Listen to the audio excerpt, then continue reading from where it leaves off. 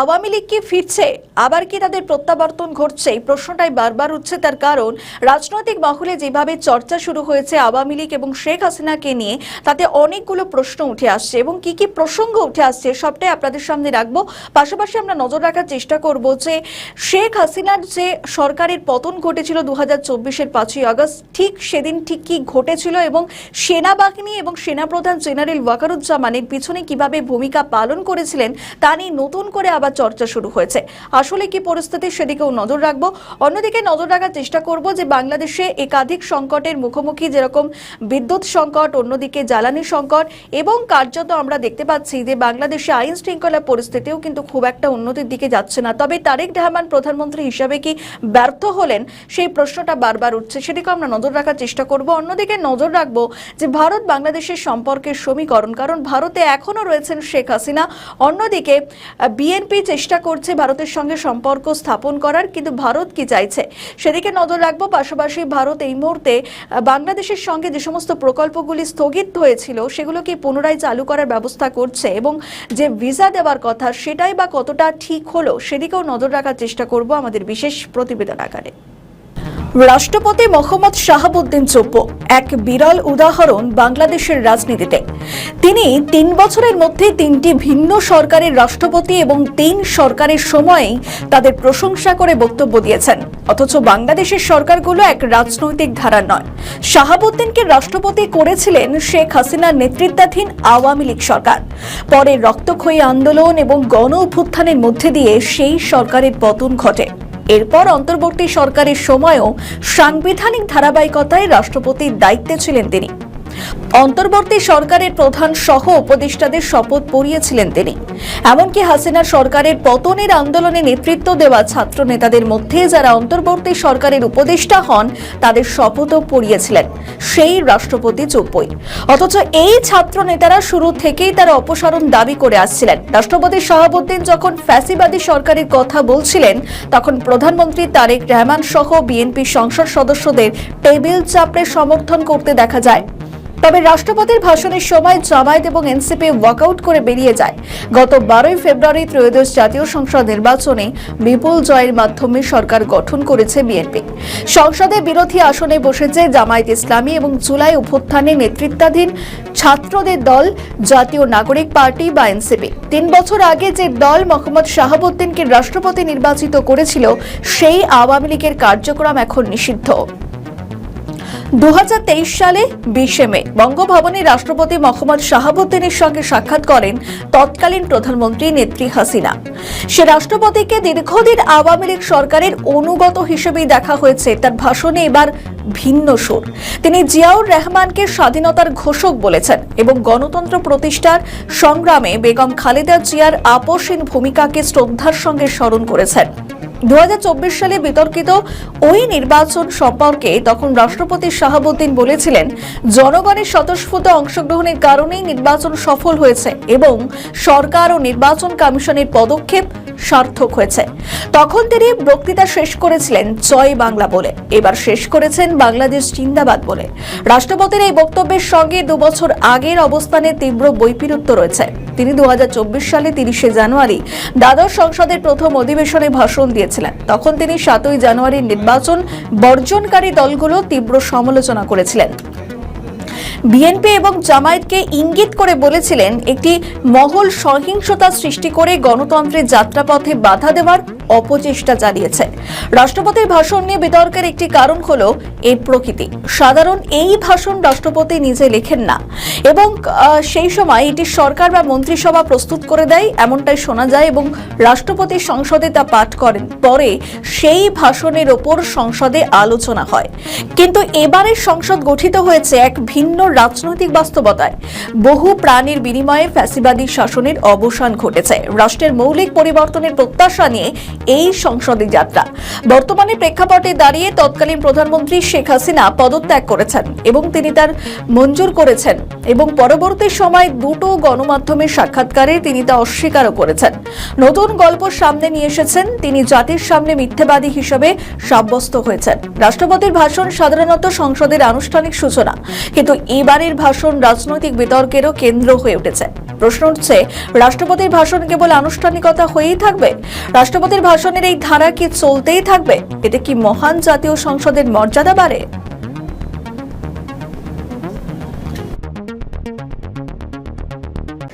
আপাতত ভারতের আশ্রয় রয়েছেন আওয়ামী লীগ নেত্রী তথা সাবেক প্রধানমন্ত্রী শেখ হাসিনা, কিন্তু এসবের মধ্যে আওয়ামী লীগ ফের নতুন চেহারায় ফিরতে পারে, এই চর্চাই এখন সব জায়গায়। এই পরিস্থিতির মধ্যে শেখ হাসিনার সঙ্গে ভার্চুয়াল বৈঠক সেরেছেন জাতীয় পার্টির চেয়ারম্যান JM কাদের।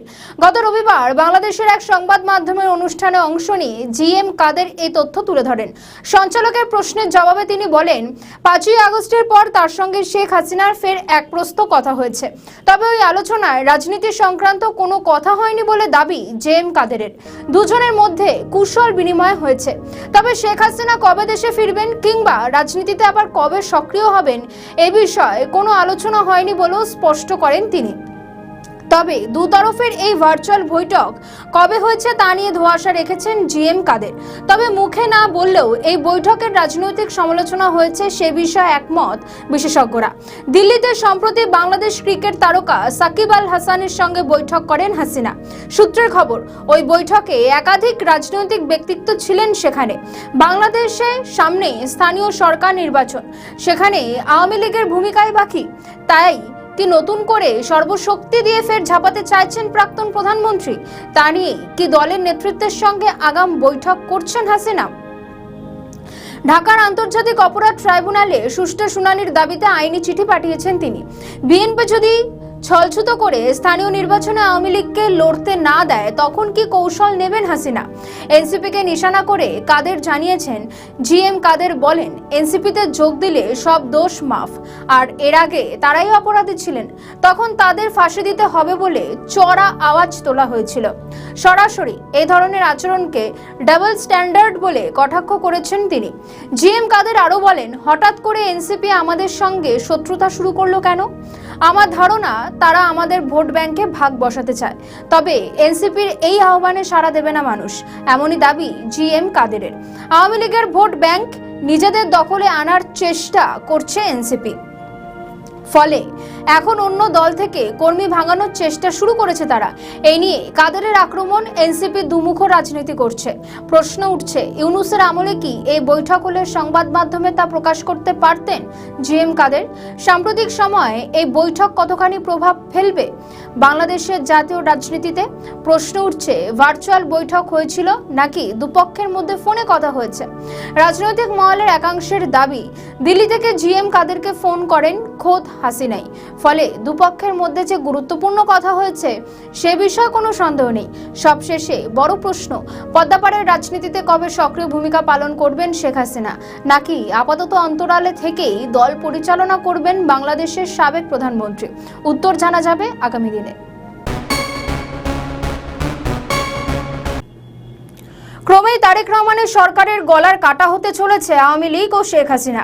সে কারণেই কি আওয়ামী লীগের সমস্ত কার্যক্রমকে নিষিদ্ধ ঘোষণা করতে আইন পাশ করাতে হলো বিএনপিকে? কিন্তু কেন আওয়ামী লীগের প্রতি এত কঠোর অবস্থানে তারেক রহমানের সরকার? বাংলাদেশে পালাবদলের পর থেকে দীর্ঘদিন ভারতের আশ্রয়ে রয়েছেন শেখ হাসিনা।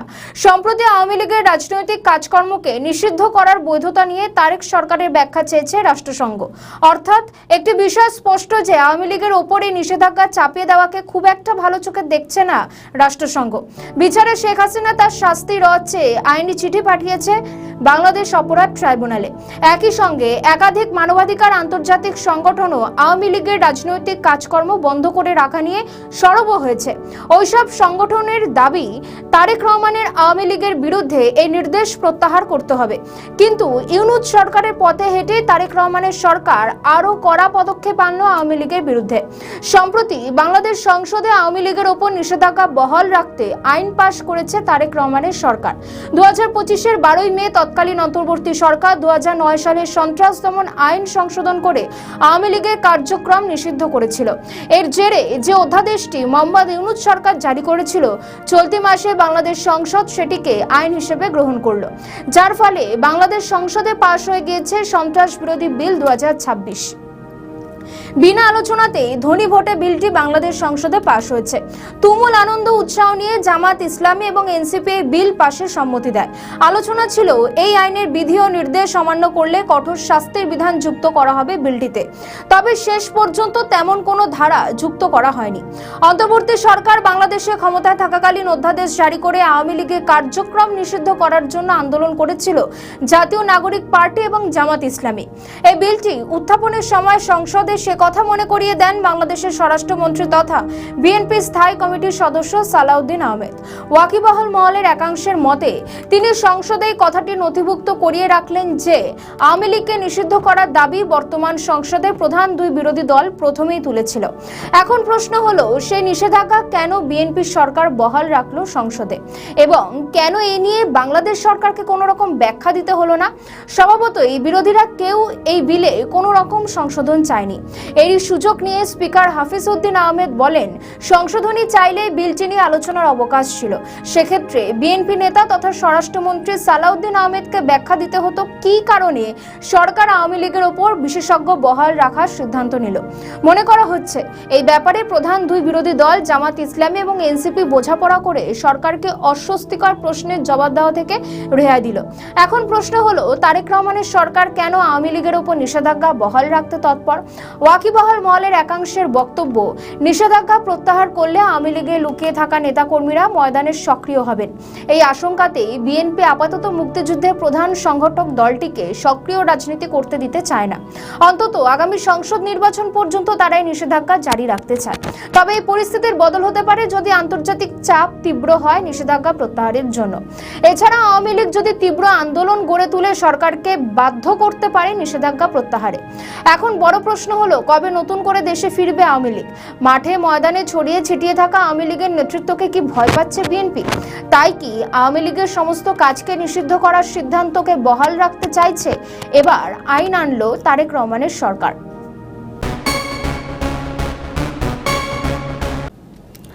বাংলাদেশের অন্ধরমহলে এখন একটাই আওয়াজ, শীঘ্রই কি প্রত্যাবর্তন করছে আওয়ামী লীগ?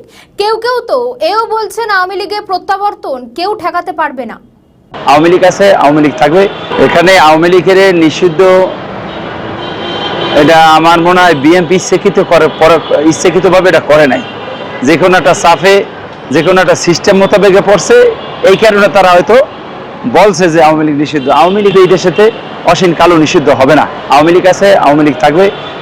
জল্পনা দানা বেঁধেছে রিফাইন্ড আওয়ামী লীগ নিয়েও। কিন্তু কেন এই চর্চা?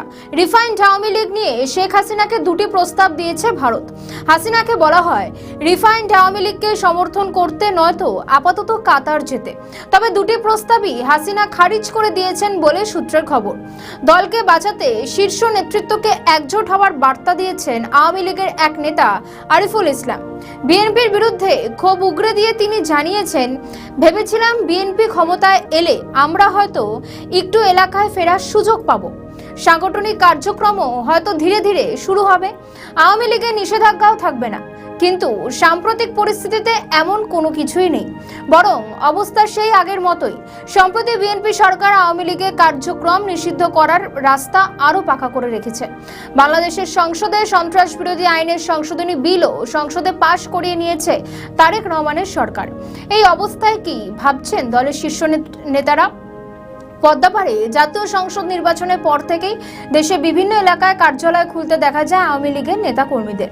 তবে কার্যক্রম খোলা নিয়ে বেশ কিছু জায়গায় উত্তপ্ত পরিবেশও তৈরি হয়েছিল। ফলে শেষ অবধি দেশের কোনো স্থানেই আওয়ামী লীগের কার্যালয় খোলা রাখা বা কার্যক্রম পরিচালনা সম্ভব হয়নি। এসবের মধ্যেই আওয়ামী লীগের কার্যক্রম নিষিদ্ধ সংক্রান্ত সন্ত্রাস বিরোধী আইনের সংশোধনী বিল সংসদে পাশ হয়। অর্থাৎ অন্তর্বর্তীকালীন ইউনূস সরকারের আমলে আওয়ামী লীগের কার্যক্রম কার্যক্রমে যে নিষেধাজ্ঞা ছিল অধ্যাদেশের সেই সংশোধনী এখন আইনে পরিণত হতে চলেছে। বাংলাদেশের গণমাধ্যমে সম্প্রতি খবর প্রকাশিত হয় যে বাংলাদেশের রাজনীতি এখন বড়ই অনিশ্চিত পর্যায়ে এসে দাঁড়িয়েছে। একই সঙ্গে শিরিন শারমিনের গ্রেফতারি ও দ্রুত জামিনের বিষয়টিও নজরে আনা হয়েছে। বাংলাদেশের এক সাংবাদিক জানিয়েছেন, হাসিনা এখন দেশে নেই ঠিকই, কিন্তু তার কয়েক কোটি সমর্থক রয়েছে বাংলাদেশে। প্রায় 20 মাস ধরে আওয়ামী লীগের নেতাকর্মীদের উপর নির্যাতন চলছে বলেও দাবি ওই সাংবাদিকের। রাজনৈতিক পরিচয় রয়েছে এমন কোনো ব্যক্তি বা নেতৃত্ব দলের হাল ধরলে ফের ঘুরে দাঁড়াতে পারবে আওয়ামী লীগ।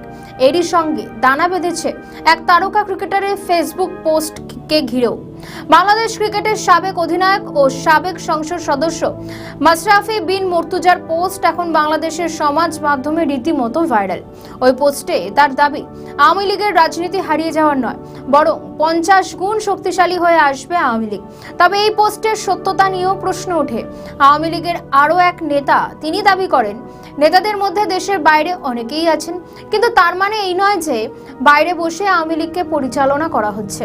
আওয়ামী লীগের নেতা কর্মীরা বাংলাদেশের ভেতরে থেকেই আন্দোলন করছে। তিনি আরও জানান, শেখ হাসিনার দলের নেতারা উপযুক্ত সময়ের জন্য অপেক্ষা করছেন। যদি সুযোগ থাকে, যদি দেশের আইনের শাসন প্রতিষ্ঠা হয়, তখন আওয়ামী লীগের কোনো নেতা আত্মগোপনেও থাকবেন না, স্বেচ্ছা নির্বাসন বা বিদেশেও থাকবেন না। রাজনৈতিক বিশ্লেষকদের একাংশরা বলছেন, বাংলাদেশের রাজনীতির ক্ষেত্রে আওয়ামী লীগের প্রত্যাবর্তন একান্তই প্রয়োজন। তবে এর উত্তর বলবে আগামী দিন।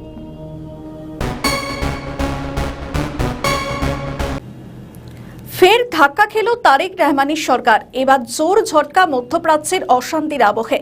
হরমুজ প্রণালীর খুব কাছে গিয়েও সেটি পার করতে ব্যর্থ হলো বাংলাদেশি জাহাজ বাংলার জয়যাত্রা। ফলে তেলবাহী জাহাজ নিয়ে বাংলাদেশে আনা গেল না জাহাজ।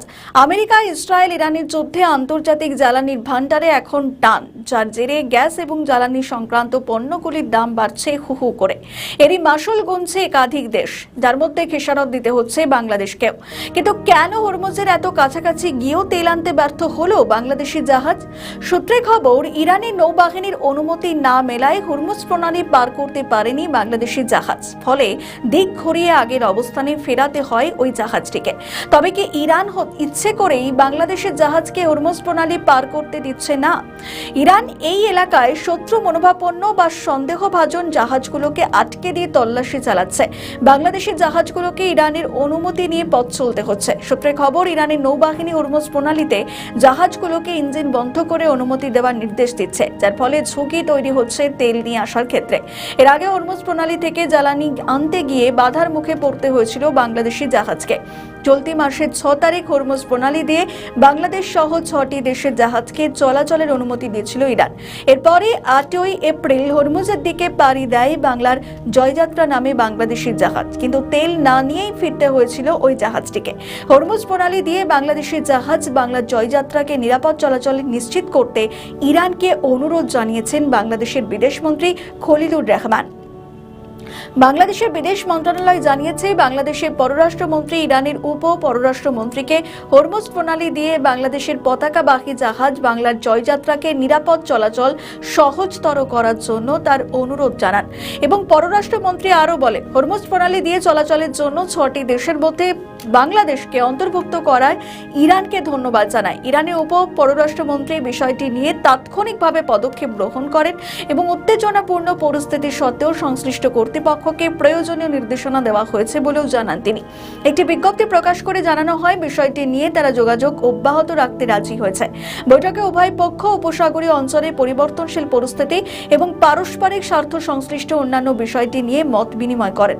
ইরানের উপ পররাষ্ট্রমন্ত্রী বাংলাদেশের গঠনমূলক অবস্থানের প্রশংসাও করেন এবং আশা প্রকাশ করেন যে বাংলাদেশের পররাষ্ট্রমন্ত্রী পারস্পরিক সুবিধাজনক সময়ে তেহরান সফর করবেন। এদিকে দেশে ক্রমে তীব্র আকার নিচ্ছে জ্বালানির সংকট। পেট্রোল যেখানে ভারতের লম্বা লাইন এবং ভোগান্তি ক্রমেই বাড়ছে বাংলাদেশের অভ্যন্তরে, আর সেই সঙ্গে রান্নার গ্যাস এবং বাণিজ্যিক গ্যাসের আকালও বড় আকার নিচ্ছে পদ্মাপাড়ে। এর জেরেই রেস্তোরাঁগুলিতে খাবারের দাম বেড়ে গিয়েছে বেশ কিছুটা, গ্যাসের যোগানও ভাটা পড়ছে, আর তারই প্রভাব পড়েছে শহর, গ্রাম, জেলা, উপজেলার বিভিন্ন প্রান্তে। কবে শান্ত হবে মধ্যপ্রাচ্যের এই আবহ? আদৌ কি হরমুজ প্রণালী পেরিয়ে জ্বালানি আনতে পারবে বাংলাদেশি জাহাজ, নাকি আগামী দিনে আরো বড় আকার নেবে এই জ্বালানি সংকট? এর উত্তর আপাতত অধরায়।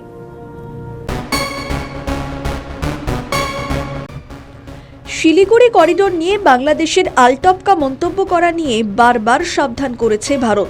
কখনো ভারতের সেনাপ্রধান তো কখনো প্রতিরক্ষা মন্ত্রী রাজনাথ সিং। কিন্তু সরাসরি যুদ্ধের হুমকি দেয়নি কখনো। কিন্তু দেশে গৃহমন্ত্রী যে হুঙ্কার দিলেন তা কেবল আর ফাঁকা আওয়াজ নয়। এতদিন ভারতের ভয় ছিল বাংলাদেশে কোনো অপারেশন করলে আমেরিকা তার বিরোধ করবে, আর চীন তো করবেই। কিন্তু এই কয়েকদিনের মধ্যেই ভূ রাজনীতিতে এমন কিছু ঘটেছে যা সব হিসাব পাল্টে ফেলতে চলেছে। বারবার আমেরিকা বাংলাদেশকে সামনে রেখে ভারতকে বশে আনতে চেয়েছিল, কিন্তু বারবারই তারাই বেকায়দায় পড়ে যাচ্ছিল। এতদিন চীনকে কাউন্টার করার জন্য বরাবর আমেরিকা ভারতকে শক্তিশালী দেখতে চেয়েছিল, কারণ একমাত্র ভারতই চীনের মোকাবিলা করতে পারে। কিন্তু বাংলাদেশ ইস্যুতে ভারতের বিরোধিতা করতে গিয়ে তারা চীনকে বেশি শক্তিশালী করে তুলছিল। শুধু তাই নয়, চীনকে বিভিন্নভাবে প্রতিরোধ করতে গেলে যে ভারতকে খুব বেশি করে প্রয়োজন এবং ভারতই একমাত্র বিশ্বস্ত দেশ, এখন হাড়ে হাড়ে সেটিও বুঝেছে আমেরিকা। তাই ট্রাম্প সরাসরি মোদিজিকে ফোন করে ট্যারিফ সহ যা কিছু সমস্যা রয়েছে দুই দেশের মধ্যে তার মোটামুটি সব সমস্যা মিটিয়ে নিয়েছেন বলেই খবর। সেই সঙ্গে বাংলাদেশ নিয়ে ভারতের দাবিগুলো মেনে নিয়েছেন বলে জানা যাচ্ছে। বাংলাদেশ বিষয়ে ভারতের দৃষ্টিভঙ্গি সমর্থন করবে তা পরিষ্কার বোঝা গেল ভারতের স্বরাষ্ট্রমন্ত্রী অমিত শাহের বক্তব্যে। कुछ लोगों ने दिल्ली में नारे लगाए कि चिकन नेट को हम काट देंगे। क्यों भाई, कैसे काटोगे? ये कोई पिताजी का भूमि है क्या? ये भारत का भूमि है, कोई इसको हाथ नहीं लगा पाए। গত এক বছর ধরে চলতে থাকা ভারত আমেরিকা স্নায়ুযুদ্ধে শেষ হতে চলেছে। ভারত আমেরিকার এই যুদ্ধ দেখতে দেখতে মজা নিচ্ছিল বাংলাদেশ পাকিস্তান। বিশেষ করে পাকিস্তান এই সুযোগে ট্রাম্পকে বিশ্ব মোড়ল বানিয়ে দিয়েছিল। Genuinely feel that he is the most genuine and most wonderful candidate for Peace Prize because he has brought not only peace in South Asia, saved millions of people, their lives. যদিও America এখনো বিশ্ব মোড়ল মনে করে নিজেদের, এখন সেই দাপট তারা দেখিয়ে চলেছে। সে ভেনেজুয়েলা থেকে ফিলিস্তিন হয়ে গাজা, গ্রিনল্যান্ড অথবা ইরান, সব সময় খবরে থাকতে চেয়েছেন ট্রাম্প। শুধু বশে আনতে পারেনি ভারতের প্রধানমন্ত্রীকে। তিনি কখনো আদানিকে ধরে টান দিয়েছেন তো কখনো আবার মোদিজির ব্যক্তিগত জীবনে কালির দাগ লাগাতে চেয়েছেন। কিন্তু কোনোভাবেই যখন মাথা ভারতের প্রধানমন্ত্রীর নোয়াতে পারেনি, উল্টে নিজের দেশেই পর্যদস্ত হয়েছেন বারবার। শুধু তাই নয়, তার ভুল সিদ্ধান্তের জেরে ইউরোপও তার হাত ছাড়া হতে শুরু করেছে এবং তারা ভারতের সঙ্গে মুক্ত বাণিজ্য চুক্তি করতে প্রস্তুত। তখন তিনি বুঝেছেন কোনো আওয়াজ না তুলে, মিসাইল বা পরমাণু বোমা না ফেলেও কিভাবে যে কোনো দেশকে শেষ করতে পারে ভারত। তার উদাহরণ বাংলাদেশ, পাকিস্তানের পর আমেরিকা নিজেই। ভারতের সঙ্গে ইউরোপের এই মুক্ত বাণিজ্যের ফলে দেউলিয়া হবে বাংলাদেশ, আর পাকিস্তান তো এখন জঙ্গিস্তান, ভিকারিস্তান হয়ে এখন কবরস্থানে পরিণত হয়েছে। এই পাকিস্তানি আমেরিকার পায়ে বারবার পড়ে বলেছিল, দেশের খনিজ তেল, মিনারেলস সব নিয়ে যাও, আমাদের শুধু ডলার দাও। আর সেই পাকিস্তানকেই ডাকেনি আমেরিকা সে দেশে হতে যাওয়া ক্রিটিক্যাল মিনারেল সামিটে, যেখানে যাচ্ছেন ভারত থেকে এস জয়শঙ্কর। আবার কিছুদিন পরে ভারতে হবে এই সামিট, সেখানেও আসবে যেখানে আমেরিকা সহ বিভিন্ন দেশ। তরুণ সমাজকে খাইয়ে দেওয়া হলো এমন এক মাদকের গুলি যা কেড়ে নিল তার ভয়, বিচারবোধ, চেতনা সব। ভাবছেন তো কি সেই মাদকের গুলি? সেটা হলো বিপ্লব, যা খেলে ভারত বিরোধিতার নেশার শেষ হয় না। তবে কিছু সমর্থবান তরুণ রয়েছে যারা এই গুলি নিজেরা খায় না, তারা ইউনুসের ডিপ স্টেটের থেকে পাওয়া এই মাদকগুলি বিক্রি করে কোটি কোটি টাকা কামাই করতে পারে। কামাই করতে পারে কথাটা ভুল, তারা কোটি কোটি টাকা কামিয়ে নিয়েছে। শুধু কি জানেন, জুলাই যুদ্ধ, তথাকথিত জুলাই যুদ্ধতে হারিমা 50 কোটি টাকা সাদাবাজি দেয়, গ্রেফতার, যৌথ বাহিনী হাতে গ্রেফতার। বাকি তিনজনের নাম কেন আসলো না বলেন? বাকি তিনজন কি খায় নাই? বাকি তিনজনকে তো 10 কোটি টাকা করে দিচ্ছি, 10 কোটি 40 কোটি আর 10 কোটি দিচ্ছি নাইত্রে, এই জন্য দেখা করতে আসছে। বাংলাদেশকে স্বপ্ন দেখানো হলো যে বাংলাদেশের কাউকে কোথাও যেতে হবে না, বিদেশিরাই বাংলাদেশে এসে গ্রিন কার্ডের জন্য লাইন দেবে। বাংলাদেশ আর ভারতের গোলামি করবে না, তৃতীয় বিশ্বের দেশ হয়েও থাকবে না, হয়ে যাবে ইউরোপ আমেরিকার থেকেও বেশি সুসম্পন্ন, অথবা সেন্ট মার্টিন হয়ে যাবে দুবাই কিংবা সিঙ্গাপুর। এমন চাহিদা কি ছিল বাংলাদেশের আম নাগরিকের? আসলে ইউনূস যত বড় বড় স্বপ্ন দেখিয়েছিলেন, মানুষের চাহিদা তার ধারে কাছেও ছিল না। মানুষের চাহিদা ছিল শান্তি, নিরাপত্তার, দুবেলা পেট ভরে খেতে পাওয়া। কিন্তু বিদেশ থেকে যখন দেশের লোক মানুষকে আর সুবিধার জন্য ভুল বোঝায়, আর তরুণ প্রজন্মকে কিছু না বুঝেই বিপ্লবের আগুনে ঝাঁপ দিতে বাধ্য করা হয়, তখন আর কি করার থাকে? পাকিস্তান প্রভিন্সিয়াল গভর্নমেন্ট যারা গণহত্যা চালিয়েছে, যারা সেই আর্মিকে, পাকিস্তান বর্বর আর্মিকে নেতৃত্ব দিয়েছে, সেই সরকারের পার্ট ছিল জামাত ইসলাম। সো সেই গণহত্যার, মুক্তিযুদ্ধের সময়ের গণহত্যার সমস্ত অপরাধের নৈতিক এবং বাহ্যিক ব্যবহারিক দায়িত্ব এই সংগঠনটাকে নিতেই হবে। তারা ছিল মুসলিম লীগের কর্মী, জামাতে ইসলামীর কর্মী না। তাহলে রাজাকার মানেই জামাতে ইসলামী কেন বলা হয়? কারণ মুসলিম লীগ তো নাই দল হিসাবে, তো কুপাইয়া তো লাভ নাই। আগুনে আলো আছে বলা হয়েছে, কিন্তু সেখানে যে ভয়ঙ্কর তাপ আছে তা তো পতঙ্গরূপী এই যুব সমাজ জানে না। কিন্তু যে আগুন জ্বালে সে ঠিকই জানে। তাই বিদায় বেলায় দেশবাসীকে বলছেন জালিয়াত। বহু দেশ আমাদের পাসপোর্ট গ্রহণ করে না, ভিসা জাল, পাসপোর্ট জাল। আপনারা নিশ্চয় পত্রিকায় দেখেছেন আমেরিকান ভিসা জাল। এটা একটা জালিয়াতের কারখানা বানাইছে আমরা। তাছাড়া তিনি নিজের ক্ষমতা দখল করার পর ব্যক্তিগতভাবে দেশ থেকে যে সুবিধাগুলি আদায় করেছেন, সেগুলি বললে তো সেই পুরনো কাসন্দি ঘাটার হয়। তাই আর নাই বললাম, কিন্তু তিনি তো দেশে থাকবেন না। ফলে তার সেফ এক্সিটের জন্য আমেরিকার সব চুক্তি মেনে নিতে তিনি শুধু বাধ্যই নন, সেগুলি আবার জনসমক্ষে প্রকাশ করাও যাবে না। কারণ তিনি ক্ষমতায় থেকে সংবিধান অবমাননা করেছেন বারবার। আইন কানুন কোনো কিছুরই তোয়াক্কা করেননি। রাষ্ট্রীয় প্রতিষ্ঠানগুলোকে ধরে ধরে ধ্বংস করেছেন। দেশের অর্থনীতি, পররাষ্ট্রনীতি, উন্নয়ন নীতি সব কিছুর বিনাশ করেছেন। আর সেটি আমাদের কথা নয়, বলছেন পররাষ্ট্র উপদেষ্টা তৌহির হোসেন নিজেই। ইস্যুস থাকবেই, আমি এটা সব দেশের ক্ষেত্রে বলেছি, ইস্যুস থাকবেই, সেগুলি নিয়ে কিছু সংঘাতও থাকবে স্বার্থে, কিন্তু তারপরে একটা স্মুথ রিলেশন গুরুত্বপূর্ণ। সেটা আমি আশা করবো যে আমাদের পরবর্তী সরকার সে ব্যাপারে অগ্রসর করতে পারবেন। আমাদের সঙ্গে সম্পর্ক খুব স্মুথ ছিল না, তবে স্বীকার করেই নিলাম। এসব তো আছেই, কিন্তু সবচেয়ে বেশি ক্ষতি করেছেন দেশের তরুণ সমাজের। প্রয়াত স্বৈরা শাসক এরশাদকে নিয়ে হুমায়ুন আজাদ আক্ষেপ করে বলেছিলেন, এরশাদ দূষিত করেছেন এদেশের নারীদেরও। আজ হুমায়ুন আজাদ জীবিত থাকলে বলতেন, ডক্টর ইউনূস দূষিত করেছেন এদেশের শিশু কিশোরদেরও। বাংলাদেশের ইতিহাসের আগে কোনো সরকার পরিকল্পনা করে শিশু কিশোরদের এভাবে বিপদগামী করেননি যেভাবে প্রফেসর ইউনূস করেছেন।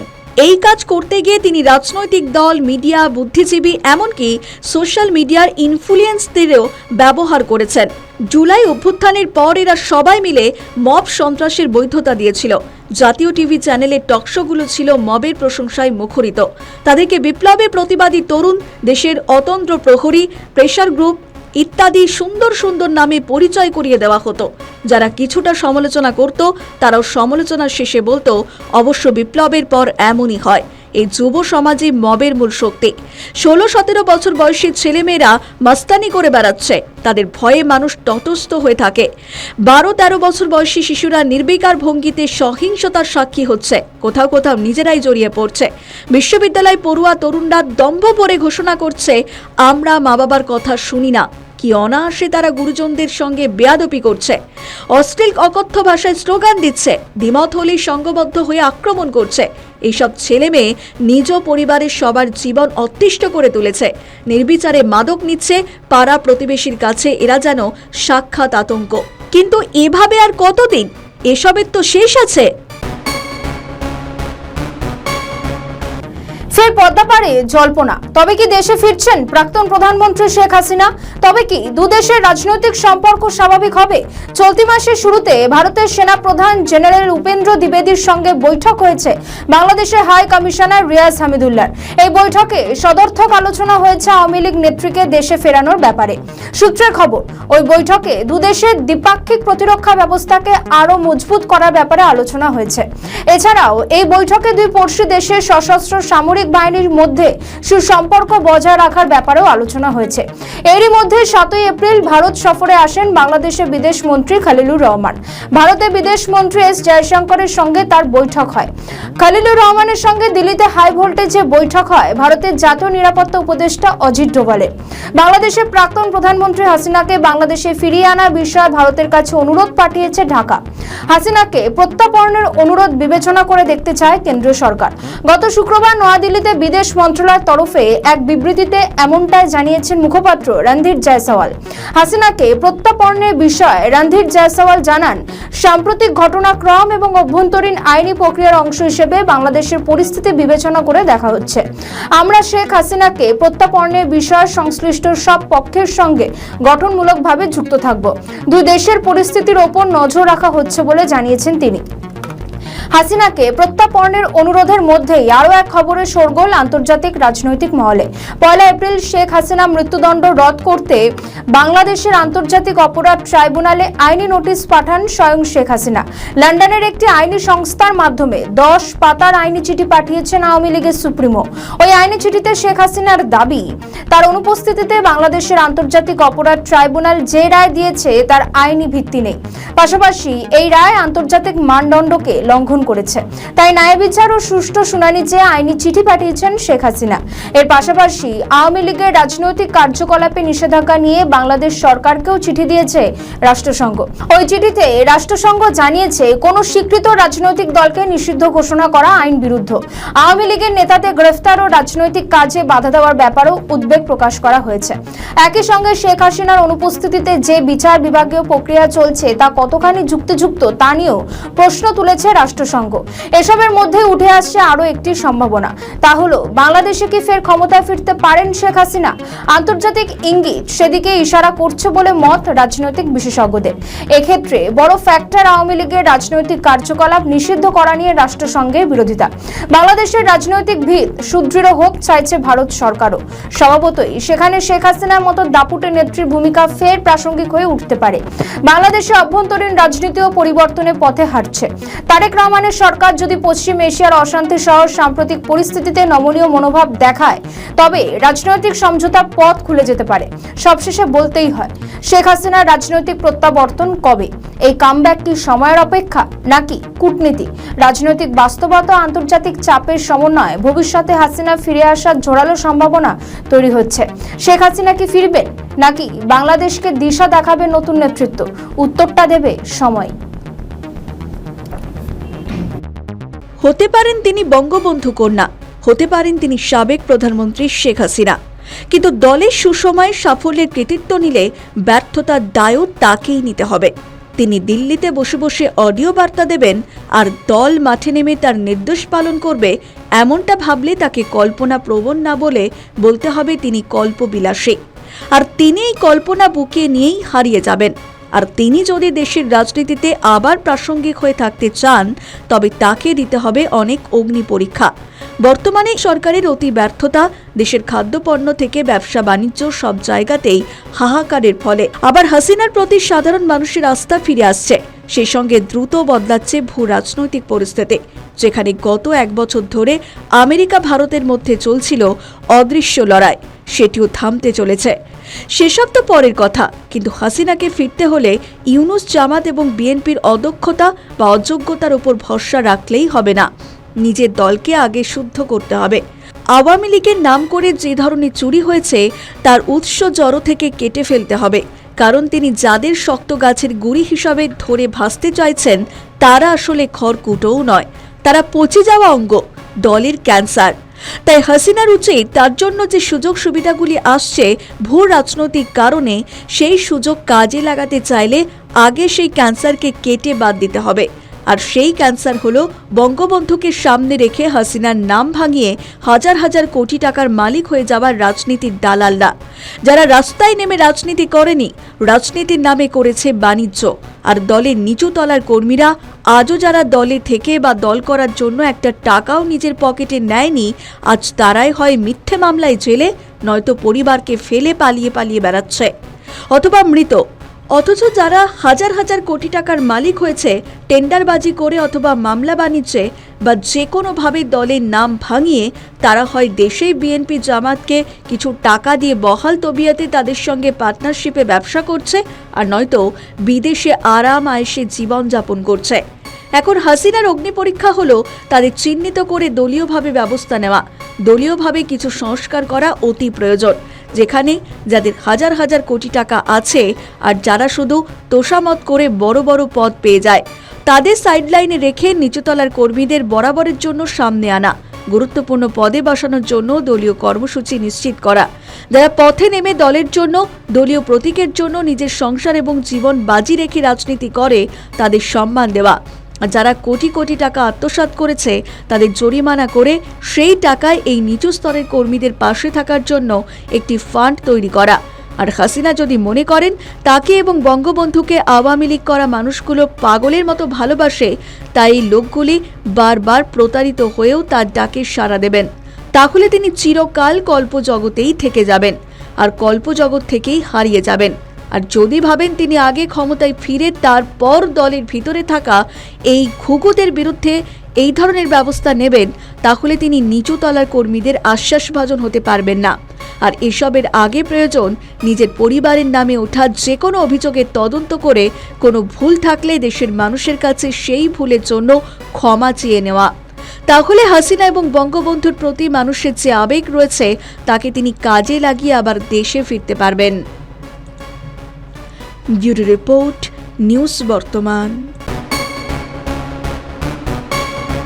হাসিনা না থাকলেও আর এক হাসিনার প্রশ্নবাণে সংসদেই বেহাল দশা বেরিয়ে পড়েছে বিএনপির নব্য সরকারে। প্রশ্ন এতই খারাপ এবং কঠিন যে রবিন ফারহানার মাইক বন্ধ করে দিতে বাধ্য হলেন স্পিকার। যদি জ্বালানির কোনো সংকটই না থাকে তাহলে এত লম্বা লাইনই বা কেন, দামই বা বাড়াইতে হয় কেন, অফিস কর্মসূচি সময় পরিবর্তন করতে হয় কেন, এই প্রশ্নগুলো তো ওঠে মাননীয় স্পিকার। মাননীয় স্পিকার, আপনার মাধ্যমে এই সংসদের কাছে আমি জানতে চাই, জ্বালানি মন্ত্রীরা যখন গণমাধ্যমে কথা বলেন তখন মনে হয় বাংলাদেশে আল্লাহর রহমতে কোনো সংকট নাই। ওনারা যদি পরিষ্কার করে বলেন বাংলাদেশে বর্তমানে কত দিনের অকটেন ডিজেলের মজুদ আছে, কতদিন চলতে পারবে, পাম্পগুলো কেন পর্যাপ্ত পরিমাণ তেল পায় না, তেলের মজুদদারি। ধন্যবাদ মাননীয় সদস্য। বিএনপি সরকারের অবস্থা দেখে ধুরন্ধর ছবির পাকিস্তানের কথা মনে পড়ে যাচ্ছে। সরকারে থাকা সদস্য এবং দলের সদস্যদের মধ্যে অবিশ্বাস তো আছেই, তার মধ্যে আবার সবচেয়ে বেশি ভয় অন্য দলের সদস্যদের। হাসিনাকে তাড়ানোর জন্য যারা দেশকে বিক্রি করে দিয়ে একজোট হয়ে লড়াই, আন্দোলন, চক্রান্ত, ষড়যন্ত্র করেছিল, তারা এখন একে অপরকে আর বিশ্বাস করতে পারছে না।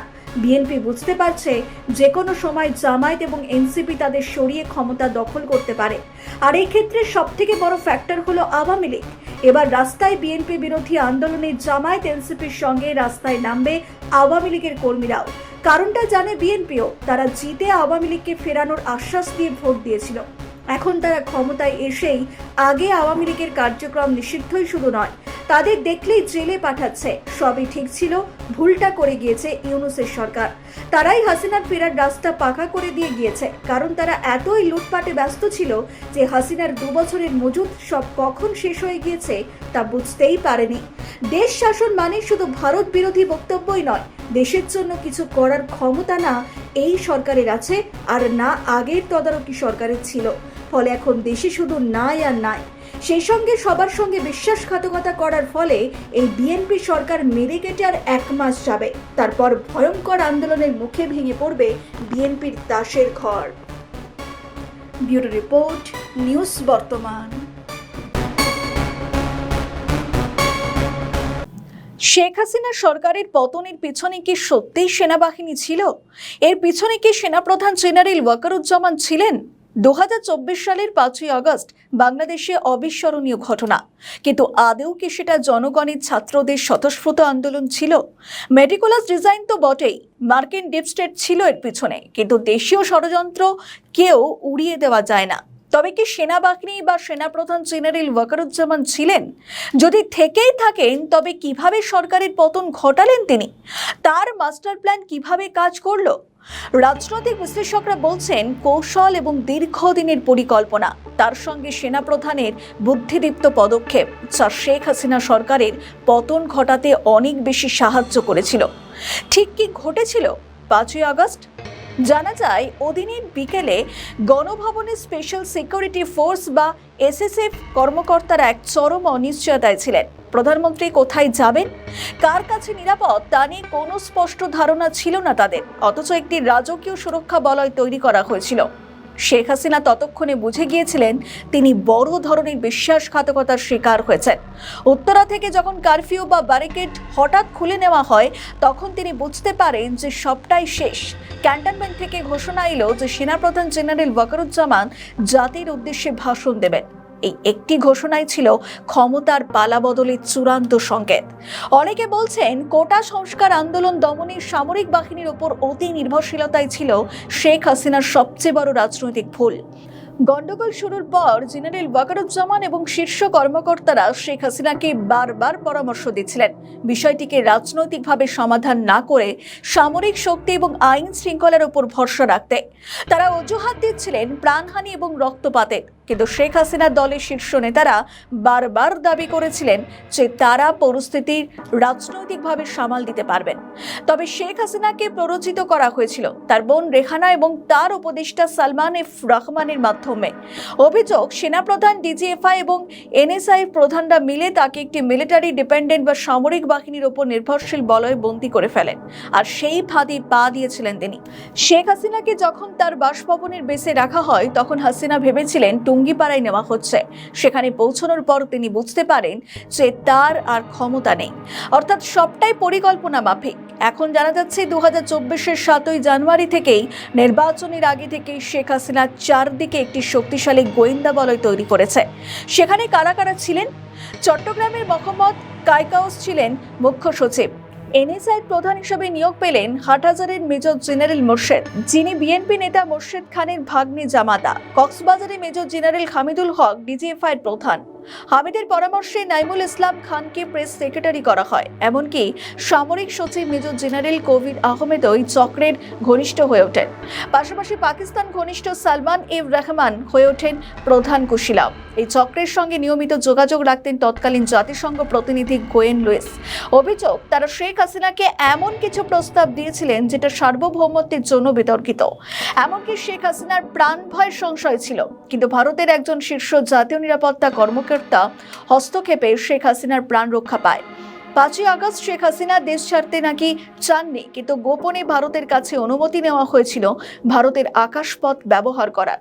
এরপর পরিস্থিতি উত্তপ্ত হলে সেনাপ্রধান বুঝিয়ে তাকে দিল্লি পাঠান। অর্থাৎ সেনাপ্রধান একদিকে ছাত্রদের হয়ে কাজ করেন, পাশাপাশি হাসিনাকে মসনদ ছাড়ার পরামর্শ দেন। এবং বোঝাই যাচ্ছে যে 5ই আগস্টের মাস্টারমাইন্ড ঠিক কে ছিলেন।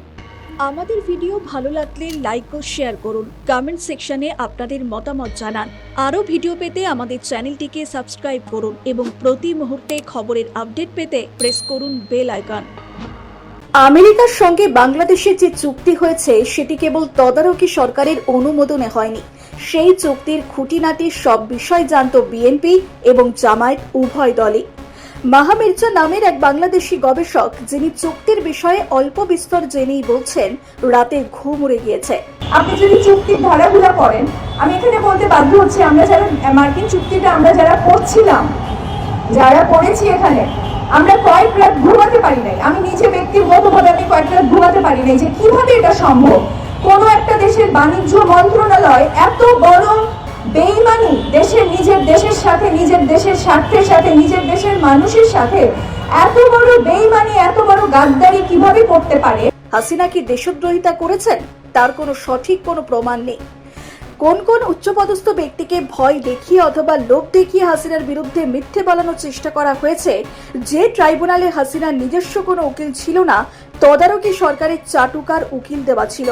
তাদের কেউ কেউ আবার হাসিনার উকিল হওয়ার আগেই হাসিনার ফাঁসি চেয়েছিল। ফলে হাসিনার বিচার যে কেমন হয়েছে তা সবাই জানে। তাই যারা প্রকৃত দেশদ্রোহিতা করেছে, দেশ বিক্রি করেছে, তাদের বিচার হবে হাসিনা ফিরলেই।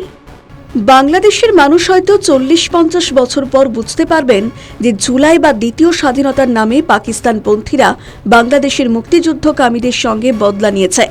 বাংলাদেশ ছাড়ার আগে সেনার পোশাকে থাকা পাকিস্তানি জঙ্গিদের অসম্পূর্ণ কাজ সম্পন্ন করার চেষ্টা করেছে। পাকিস্তানি সেনা জঙ্গিরা গণহত্যা, খুন, ধর্ষণ, বুদ্ধিজীবীদের হত্যা সব করলেও বন্দরদ্বীপ বিদেশিদের হাতে তুলে দেওয়ার সুযোগ পায়নি। জুলাই বিপ্লবের নামে নতুন সরকার গঠন করে সেগুলিও সম্পূর্ণ করা হয়েছে। দেশের উন্নতিকে আগামী 50 বছরের জন্য থমকে দেওয়া হয়েছে। বাংলাদেশ ও যুক্তরাষ্ট্রের কথিত ট্রেড ডিল নিয়ে দেশজুড়ে আলোচনা চলছে। সরকার বলছে এটি বড় কূটনৈতিক সাফল্য, কিন্তু বাস্তব চিত্র কি সত্যিই তেমন? আপনি যদি চুক্তির ধারাগুলো করেন, আমি এখানে বলতে বাধ্য হচ্ছি, আমরা যারা মার্কিন চুক্তিটা আমরা যারা পড়ছিলাম, যারা পড়েছি এখানে, আমরা কয়েক রাত ঘুমাতে পারি নাই। আমি নিজে ব্যক্তিগতভাবে আমি কয়েক রাত ঘুমাতে পারি নাই যে কিভাবে এটা সম্ভব। কোন একটা দেশের বাণিজ্য মন্ত্রণালয় এত বড় বেইমানি নিজের দেশের সাথে, নিজের দেশের স্বার্থের সাথে, নিজের দেশের মানুষের সাথে এত বড় বেইমানি, এত বড় গাদ্দারি কিভাবে করতে পারে? মাত্র 1% শুল্ক ছাড়ের বিনিময়ে দীর্ঘমেয়াদী বোয়িং বিমান ক্রয়, গম আমদানি, এলএনজি চুক্তি এবং শ্রম আইন সংশোধনের মতো বড় সিদ্ধান্ত, এগুলো কি একটা অন্তর্বর্তীকালীন সরকারের এখতিয়ারের মধ্যে পড়ে? লোক দেখানো 1% ট্যারিফ কমানোর জন্য ইউনুস দেশের শিল্প এবং কৃষিকে আমেরিকার কাছে আগামী বহু বছরের জন্য দিয়ে দিয়েছেন, যা শুধু লুটপাট নয়, দেশদ্রোহিতাও বটে। সে কারণে ইউনুস বাহিনীর বিরুদ্ধে সংবিধান লঙ্ঘন এবং রাষ্ট্রদ্রোহিতার মামলা হওয়া উচিত। এবার দেখে নেওয়া যাক আপাতত কোন কোন বিষয়গুলি সামনে আসছে যেগুলি ইউনুসের বাহিনী দেশদ্রোহিতার নামে করেছেন। যুক্তরাজ্যের সঙ্গে যে চুক্তি হয়েছে সেই চুক্তিপত্রে বলা হয়েছে বিমান বাংলাদেশ এয়ারলাইন্সের মাধ্যমে যুক্তরাষ্ট্রের বেসামরিক উড়োজাহাজ যন্ত্রাংশ ও সেবা কেনা বাড়ানোর উদ্যোগ নেবে বাংলাদেশ। চুক্তির 6 নম্বর ধারায় বলা হয়েছে এই পরিকল্পনার আওতায় বিমান বাংলাদেশ এয়ারলাইন্স 14টি বোয়িং বিমান কিনবে। শুধু তাই নয়, ভবিষ্যতে আরও বোয়িং বিমান কিনবে। বাংলাদেশ যুক্তরাষ্ট্র থেকে জ্বালানি আমদানি বৃদ্ধির চেষ্টা করবে। আগামী 15 বছরে জ্বালানি আমদানি সম্ভাব্য মূল্য ধরা হয়েছে $1,500 কোটি। এছাড়া প্রতি বছর অন্তত 7 লক্ষ মেট্রিক টন গম কিনবে, আর সর্বোচ্চ $125 কোটি বা 26 লক্ষ মেট্রিক টন। এছাড়া সয়াবিন, তুলা মিলিয়ে $350 কোটি কৃষি পণ্য আমদানি করবে বাংলাদেশ। এগুলি দেশদ্রোহিতা এই কারণে যে ত্রয়োদশ জাতীয় সংসদ নির্বাচনে ভোট গ্রহণের মাত্র 3 দিন আগে অন্তর্বর্তী সরকার যুক্তরাষ্ট্রের সঙ্গে এই শুল্ক চুক্তি করেছে। 9 ফেব্রুয়ারি যুক্তরাষ্ট্রের রাজধানী ওয়াশিংটন ডিসিতে এই চুক্তি সই হয়েছে। সরকারের বিদায় বেলায় চুক্তিটি করা নিয়ে প্রশ্ন উঠেছে। প্রশ্ন ওঠার বড় কারণ চুক্তির খসড়ায় কি রয়েছে তা কেউ জানে না। চুক্তির সবকিছু গোপন রাখার বিষয়ে যুক্তরাষ্ট্রের সঙ্গে আগেই নন ডিসক্লোজার এগ্রিমেন্ট বা এনডিএ সই করেছে বাংলাদেশ। 9 ফেব্রুয়ারি চুক্তি হলেও কয়েকদিন পরই অন্তর্বর্তী সরকারের মেয়াদ শেষ হবে। চুক্তি বাস্তবায়নের দায় পড়বে নির্বাচিত সরকারের ওপরেই। যুক্তরাষ্ট্রের সঙ্গে চুক্তির ফলে বাংলাদেশের সুফল কি হবে তা স্পষ্ট নয়। পাশাপাশি চুক্তির শর্ত কি থাকবে, কোন কোন খাতে নেতিবাচক প্রভাব পড়বে, এইসব নিয়ে ব্যবসায়ীরা উদ্বিগ্ন। তারা নানা প্রশ্ন তুলছেন। তাদের মতে চুক্তির খসড়ার ওপর আলোচনার দরকার, কারণ এই চুক্তির ফলে যারা ক্ষতির শিকার হতে পারেন তারা এই ব্যাপারে অন্ধকারে রয়েছেন, অথচ সরকার সিদ্ধান্ত নিয়ে নিচ্ছে। ব্যুরো রিপোর্ট, নিউজ বর্তমান। মধ্যপ্রাচ্যে অশান্তির মধ্যেই বাংলাদেশের নতুন বিপদ, মহামারীর রূপ নিয়েছে হাম। এই রোগে আক্রান্ত হয়ে প্রাণ যাচ্ছে শিশুদের। সম্প্রতি এই রোগের ভ্যাকসিন নিয়ে ইউনুস সরকারকে বিঁধেছেন তারেক রহমান। সারা দেশে শিশুদের হামের টিকা না দেওয়া বিগত 2 সরকারের জীবন ধ্বংসকারী ব্যর্থতা এবং ক্ষমাহীন অপরাধ বলে উল্লেখ করেছেন প্রধানমন্ত্রী তারেক রহমান। তিনি আরো বলেন, আমাদের সবাইকে সতর্ক থাকতে হবে, ভবিষ্যতে আর কখনোই যাতে এই ধরনের ঘটনার পুনরাবৃত্তি না হয়। প্রধানমন্ত্রী বলেন, বর্তমান সরকার সারা দেশে জরুরি ভিত্তিতে হামের টিকা নেওয়ায় এই রোগ প্রতিরোধ করা সম্ভব হয়েছে। আর এই জন্য আমি সব চিকিৎসক এবং স্বাস্থ্যকর্মী সহ সবাইকে ধন্যবাদ জানাই। যারা তাদের প্রিয় সন্তান হারিয়েছেন সেই সমস্ত মা, বাবা এবং স্বজনদের কাছে আমি ব্যক্তিগতভাবে আন্তরিকভাবে দুঃখ প্রকাশ করছি। কর্তব্যে গাফিলতির দায় দেশের প্রতিটি হাসপাতাল এবং স্বাস্থ্য কেন্দ্রকে জবাবদিহি করতে হবে বলেও তিনি জানিয়েছেন। এই উপরে উত্তর দেওয়ার পরে মৃত্যুর হার অনেক কমে এসেছে, অসুস্থ শিশু সংখ্যা অনেক কমে এসেছে। আমরা আশাবাদী ইনশাআল্লাহ আল্লাহর রহমতে আমরা এই টিকাদান কর্মসূচি অব্যাহত রাখতে পারে এই দুর্ঘটনা থেকে আমরা শিশুদেরকে রক্ষা করতে সক্ষম হব। উপজেলা স্বাস্থ্যসেবার মানোন্নয়ন এবং বিকেন্দ্রীকরণে সরকার বদ্ধপরিকর বলে উল্লেখ করেন প্রধানমন্ত্রী। তিনি বলেন, বর্তমানে বিশেষজ্ঞ চিকিৎসক এবং উন্নত ল্যাব প্রায় সবকিছুই ঢাকা কেন্দ্রিক। এই বাস্তবতা থেকে বেরিয়ে এসে জেলা এবং উপজেলা ভিত্তিক হাসপাতালগুলির মাধ্যমে উন্নত চিকিৎসা সেবা নিশ্চিত করতে সরকার কাজ করছে। শহর এবং গ্রাম অঞ্চলের স্বাস্থ্যসেবার ফারাক দূর করে সেবার বিকেন্দ্রীকরণ বর্তমান সরকারের অন্যতম অগ্রাধিকার। যদিও কাজটি 1 মাস বা 1 বছরে বাস্তবায়ন করা সম্ভব নয়, তবুও সরকার ধাপে ধাপে এটি অর্জনের পথে রয়েছে বলে দাবি করেছেন বাংলাদেশের প্রধানমন্ত্রী। ওই অনুষ্ঠানে উপস্থিত সমস্ত চিকিৎসক এবং কর্মকর্তাকে ধন্যবাদ জানিয়ে প্রধানমন্ত্রী বলেন, চিকিৎসা পেশার গুরুত্ব যে কোনো পেশার চেয়ে বেশি এবং বর্তমান সরকার সুস্বাস্থ্যের বাংলাদেশ করার লক্ষ্যে দৃঢ় প্রতিজ্ঞ। তিনি বলেন, চিকিৎসকেরা রোগ শোকে কাতর মানুষের পরম বন্ধু এবং বিপদের প্রকৃত সঙ্গী। একজন চিকিৎসকের উপদেশ এবং আন্তরিক ব্যবহার অনেক ক্ষেত্রে ওষুধের চেয়েও বেশি কার্যকর ভূমিকা পালন করে।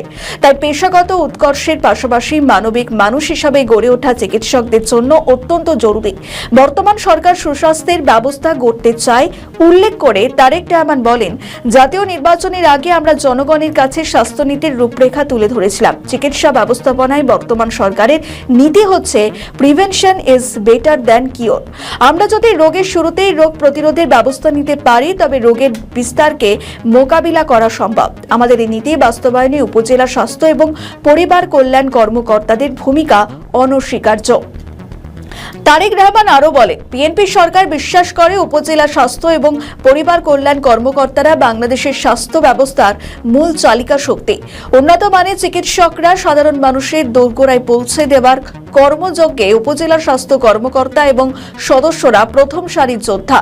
সেই সব শিশুর জ্বর রয়েছে, বর্তমানে যারা অসুস্থ তাদের এই সময় টিকা না দিয়ে সুস্থ হওয়ার পর টিকা দেওয়ার পরামর্শ দিয়েছে স্বাস্থ্য অধিদপ্তর।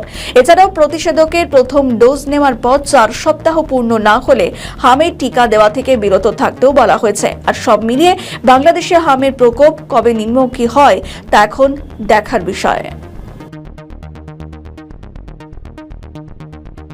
একসময় আওয়ামী লীগকে ক্ষমতা থেকে সরাতে যারা উঠে পড়ে লেগেছিল সেই জুলাই ছাত্রদের গলাতেই এখন উল্টো সুর। এখন আওয়ামী লীগকে কাছে টানতে চাইছে বাংলাদেশের ছাত্র নেতারাই। নিঃসন্দেহে বাংলাদেশের রাজনীতিতে তাৎপর্য রয়েছে নয়া জল্পনার।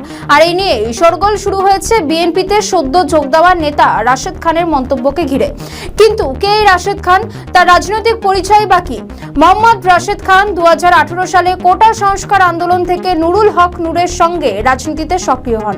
পরে গণ অধিকার পরিষদ গঠনে গুরুত্বপূর্ণ ভূমিকা পালন করে। 2025 সালে 27 ডিসেম্বর তিনি দলের সাধারণ সম্পাদক পদ থেকে পদত্যাগ করে বিএনপিতে যোগ দেন।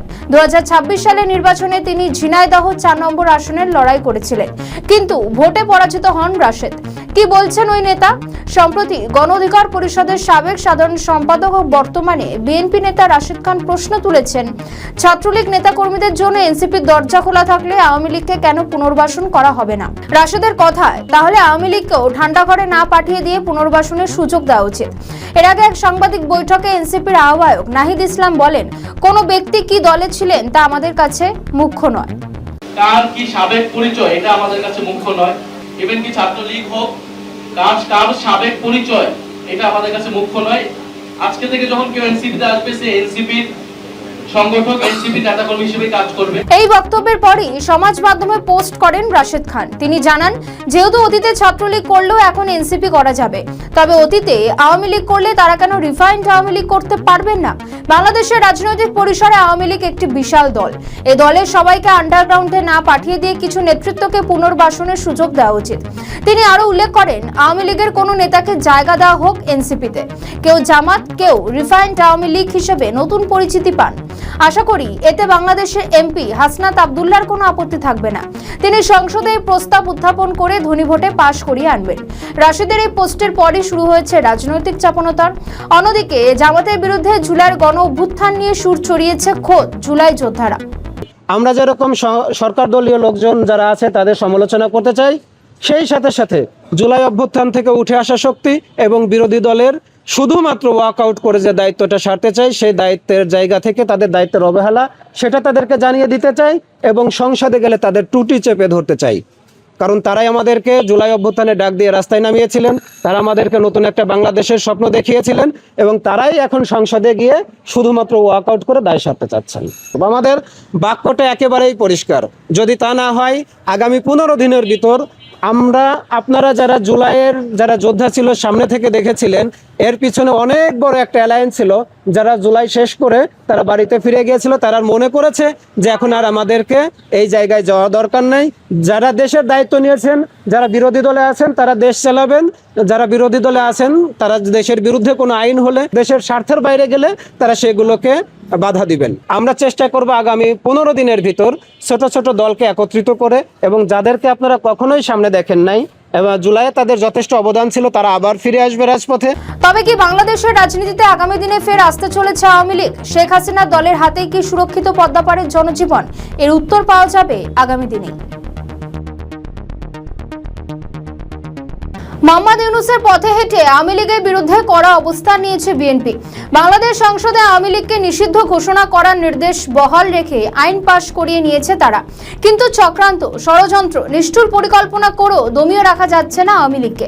ফের শক্তি বৃদ্ধি করে প্রত্যাবর্তনের অপেক্ষায় দিন গুনছে শেখ হাসিনার সরকার। হয়তো বাংলাদেশে এখনো ফেরা যাবে না হাসিনার, কিন্তু মধ্যপ্রাচ্যের অশান্তি, সীমান্ত সন্ত্রাস, রাষ্ট্রের সঙ্গে বিরোধিতা সহ একাধিক বিষয় কোথাও যেন ভিত আলগা হচ্ছে বিএনপি সরকারের। কেন আওয়ামী লীগের মতো একটি বৃহৎ রাজনৈতিক দলকে তাদের কার্যক্রম থেকে নিষিদ্ধ করা হলো তা নিয়ে তারেক রহমানের সরকারের ব্যাখ্যা চেয়েছে রাষ্ট্রসংঘ। রাজনৈতিক বিশেষজ্ঞদের একাংশরা বলছেন আওয়ামী লীগকে ফের বাংলাদেশের রাজনৈতিক আঙ্গিনায় ফিরতে দেওয়া হোক, এমনটাই প্রচ্ছন্নভাবে যেন চাইছে রাষ্ট্রসংঘ। বাংলাদেশ আন্তর্জাতিক অপরাধ ট্রাইব্যুনালে আইনি চিঠিও পাঠিয়েছেন শেখ হাসিনা। চিঠিতে উল্লেখ করা হয়েছে তার শাস্তির বিষয়টি ফের বিবেচনা করে দেখা হোক। অনেকেই বলছেন আওয়ামী লীগকে রাজনীতির ময়দান থেকে বের করে দিয়ে রাজনৈতিক স্বার্থ পূরণ করতে চাইছেন তারেক রহমান।